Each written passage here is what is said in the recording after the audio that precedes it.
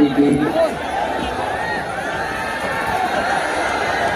और इंडिया गठबंधन के प्रत्याशी श्रीमती शोभावती वर्मा जी, मंच पर पार्टी के जिलाध्यक्ष जंग बहादुर यादव, यहाँ से सांसद राजीव वर्मा जी, मंच पर उपस्थित विधायक रामूति वर्मा जी, त्रिभुवन दत्त जी, सुधाकर सिंह जी, महेंद्र यादव जी, दादा जयशंकर पांडे जी, तिलक राम वर्मा जी, हीरालाल यादव जी, अतर खान साहब, विशाल वर्मा जी, नरेश जी, तेज नारायण जी, श्रीमती जानकी पाल जी, मुजीब अहमद सोनू जी, रामचंद्र निर्मल जी, मोहम्मद इबाद साहब, श्रीमती सीमा यादव, श्रीमती छाया वर्मा, पार्टी के संगठन के हमारे श्याम नारायण यादव जी, सुनील मिश्रा जी, कांग्रेस पार्टी के जिलाध्यक्ष अंकुर माजी, उसे सिद्दीकी साहब, संजय राजवर जी, बिहान चौधरी जी और हमारी पार्टी से इंडिया गठबंधन के कई हमारे चुने हुए मंच पर उपस्थित सांसद नरेश उत्तम पटेल जी, दरोगा प्रसाद जी, पप्पू निषाद जी, राम श्रोमणी वर्मा जी, रमाशंकर राजभर जी और बहुत ही जिम्मेदार और संगठन के हमारे नेता पूर्व मंत्री विधायक रामेश्वर राजभर जी से लेकर के मैं देख रहा हूँ बड़ी संख्या में जो मंच के सामने भी हमें बहुत जिम्मेदार नेता दाईं तरफ से लेकर के बाईं तरफ और जहां मैं मंच के इधर देख रहा हूँ बहुत बड़े पैमाने पर हमारे जिम्मेदार नेता कार्यकर्ता इस चुनावी जनसभा में उपस्थित हमारे आदरणीय बुजुर्ग, माताएं, बहनें, बड़ी संख्या में नौजवान साथी और पत्रकार बंधु,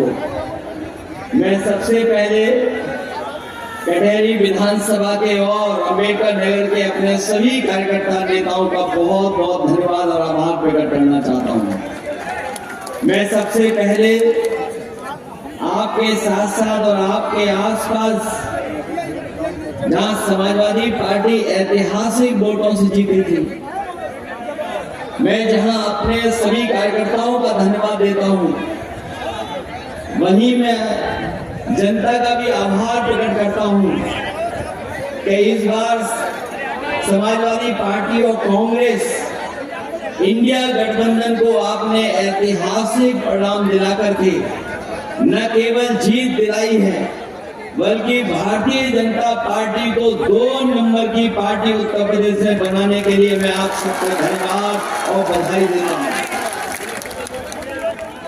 जिस समय से भारतीय जनता पार्टी के लोग उत्तर प्रदेश का चुनाव हारे हैं, उन्हें नींद नहीं आ रही है। जब से उत्तर प्रदेश का चुनाव भारतीय जनता पार्टी के लोग हारे हैं, उन्हें नींद नहीं आ रही है। और इसीलिए आप देखते होंगे कि पहले तो साजिश कर करके आसपास कि किस तरीके से माहौल खराब किया जाए उसकी कोशिश की, लेकिन वो कामयाब नहीं हुए। और आपके ही बगल में जहां चुनाव होना था 13 तारीख को, हमारे उत्तर प्रदेश के मुख्यमंत्री जी कई बार वहां कार्यक्रम किए हैं। एक बार नहीं, कई बार कार्यक्रम किए हैं। 1 बार, 2 बार, 3 बार कई कार्यक्रम करे उन्होंने। वहां तो बगल में 3 बार और यहाँ कार्यक्रम किए हैं। और जिस समय त्योहार मनाए जा रहे थे, जिस समय हम और आप लोग बड़ी खुशियां मनाने का त्योहार पे कार्यक्रम कर रहे थे, हालांकि महंगाई की वजह से जिस खुशी, जिस लगाव के साथ हम लोग त्योहार मनाते हैं, इस महंगाई में हम लोग उतनी खुशियां नहीं मना पाए। लेकिन जब खुशियां मनाने का वक्त था, न केवल उत्तर प्रदेश बल्कि उत्तर प्रदेश के लोग जो बाहर से चल करके आए थे अपने घर परिवार के बीच में त्योहार मनाने के लिए, उन्होंने मन बना लिया था कि 13 तारीख को वोट डाल करके ही उत्तर प्रदेश से वापस जाएंगे। हमारे प्रधान भाई और तमाम जो जमीनी नेता हैं वो जानते होंगे, जिस समय गांव में प्रधानी का चुनाव होता है, बड़ी कोशिश कर करके उन्हें बाहर से बुलाया जाता है, बड़ा इंतजाम करना पड़ता है, तब बुलाया जाता है। लेकिन इस बार तो त्योहार पड़ गए थे उन तारीखों में, लोग अपने आप आए थे। और बीजेपी की एलआईयू और इनके इंटरनल सर्वे ने बताया, उन्हें कानों में भनक पड़ गई कि जो लोग छुट्टी से आए हैं वो लोग भी छुट्टी बढ़ा रहे हैं और 13 तारीख को वोट डाल करके जाएंगे और बीजेपी को हरा कर देके जाएंगे। उन्होंने चुनाव 13 तारीख से टाल दिया, 13 तारीख का चुनाव टाल दिया।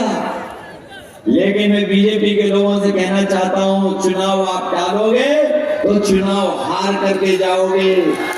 चुनाव टालने वाले जीत नहीं सकते हैं।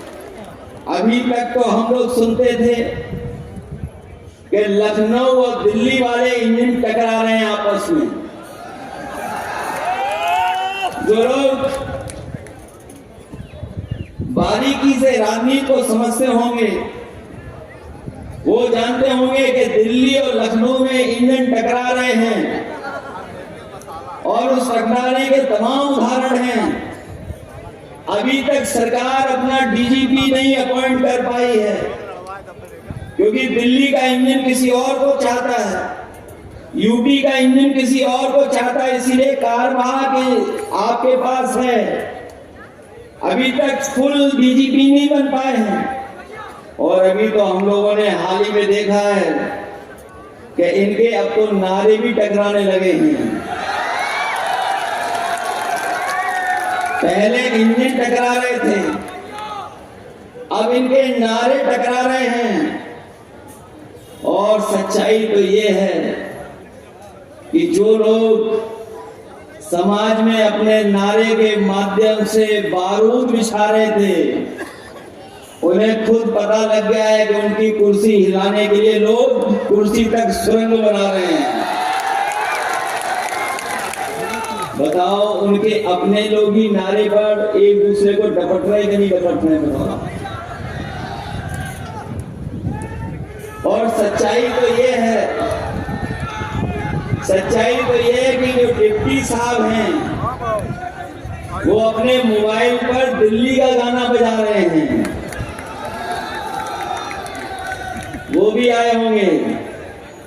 लेकिन मैं आपको बताना चाहता हूं, ये कटहरी विधानसभा का चुनाव इतना महत्वपूर्ण है और जो महाराष्ट्र का चुनाव हो रहा है इसी के साथ साथ आप देख लेना, महाराष्ट्र का चुनाव का परिणाम आते ही न केवल महाराष्ट्र की सरकार जाएगी बल्कि उत्तर प्रदेश की भी सरकार टिकने वाली नहीं है।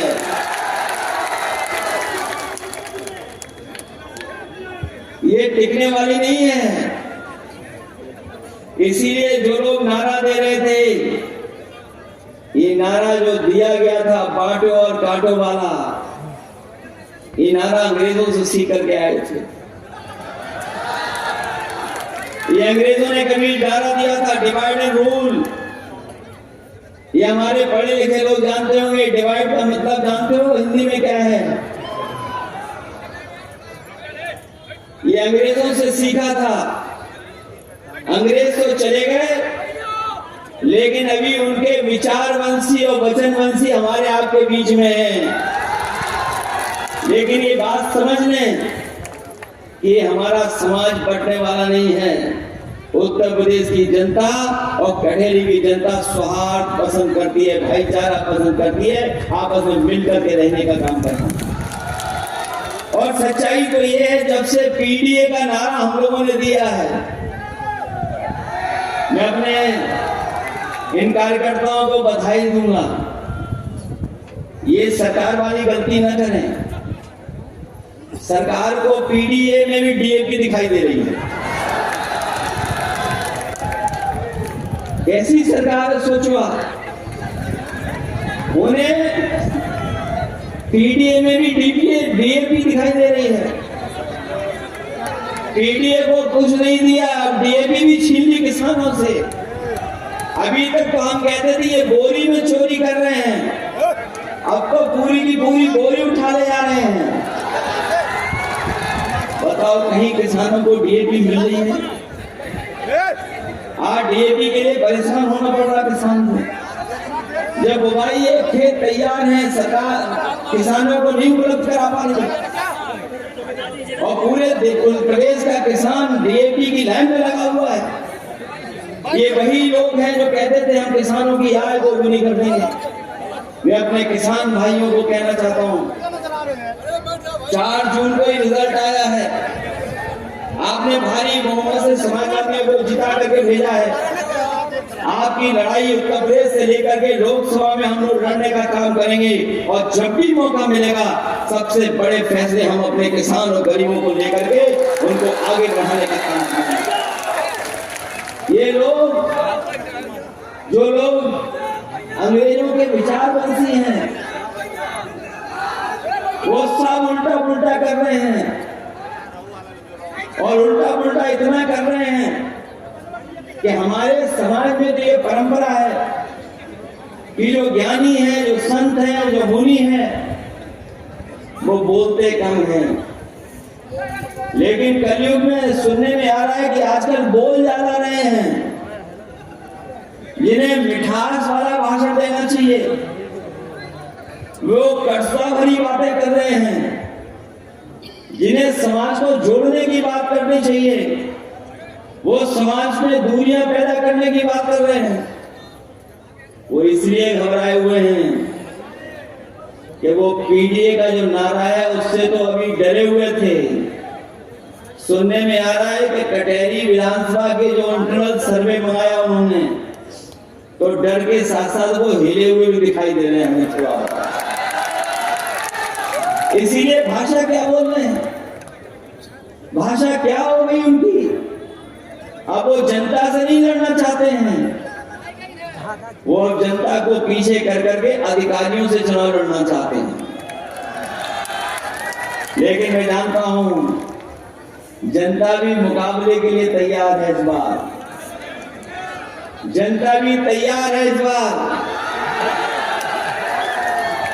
ये कोई सुनने वाली नहीं है। और जब से बीजेपी का जो इंटरनल सर्वे लीक हुआ है, इन अधिकारियों को भी पता लग गया है। तो ये दिखावे के लिए तो आपको पकड़ा पकड़ी करेंगे, लेकिन ये भी बीजेपी को हराना चाहते हैं।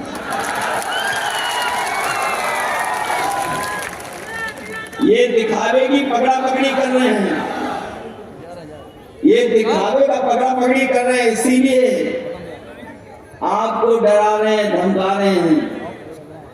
लेकिन ये डरने वाले लोग नहीं है, ये जानते हैं ये लोग भी। और इस चुनाव को जिताने के लिए हम समाजवादी पार्टी के कार्यकर्ता नेता पूरी जिम्मेदारी के साथ तैयार हैं। तैयार हो कि नहीं हो आप लोग? ये घबरा तो नहीं जाओगे आप लोग? डर करके पीछे तो नहीं हट जाओगे?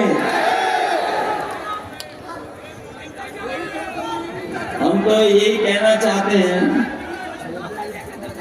कि इससे अच्छा चुनाव आपको नहीं मिलेगा। ये जो शुरुआत होने जा रही है, 2027 की शुरुआत होने जा रही है, ये बात आप मान रहे हो कि नहीं मान रहे हो? ये जो आपका उपचुनाव ये संदेश देगा 2027 का। ये चुनाव कोई सामान्य चुनाव नहीं होने जा रहा है। ये चुनाव को टालना चाहते थे, ये तो रास्ता निकाल रहे थे कि चुनाव ही ना हो। स्टैंड पे भैया। और आपने देखा नहीं अभी कि किस तरीके से नौजवानों को इन्होंने परेशान किया। जो लोग ये दावा करते थे कि 1 नेशन 1 इलेक्शन करा सकते हैं, जिन्होंने रिकॉर्ड बनाया नौकरी को लेकर के, हम एक ही दिन में 2 दिन में इतने लाखों की परीक्षा करा लेंगे। लेकिन अभी आपने प्रयागराज में देखा होगा कि नौजवान को तो ठंडे में बैठना पड़ गया। नौजवान वहां बैठ गए, सरकार दबाव बना रही थी उन नौजवानों के ऊपर। पुलिस से लेकर के न जाने क्या क्या इंतजाम किया इन्होंने। लेकिन मैं बधाई देना चाहता हूं प्रयागराज और इलाहाबाद के अपने नौजवानों को कि जिन्होंने कोई परवाह नहीं की और वो आयोग के सामने बैठ गया कि जाकर के 4 दिन धरना चलाया और अंतर्गत सरकार को झुकना पड़ गया, सरकार को स्वीकार करना पड़ा। मैं उन नौजवानों को बधाई देता हूं कि जिन्होंने सरकार को झुकाने का काम किया। और यही नहीं देखा होगा आपने, या आप याद करिए पिछले वर्ष जब JPNIC में जयप्रकाश जी की जयंती पर इन्होंने हम लोगों को रोकने के लिए JPNIC में पूरी की पूरी पुलिस फोर्स लगा दी। और जब मैं पहुंचा वहां देखा जाकर के कि बड़े पैमाने पर पुलिस लगी हुई है, गेट भी ऊंचा है,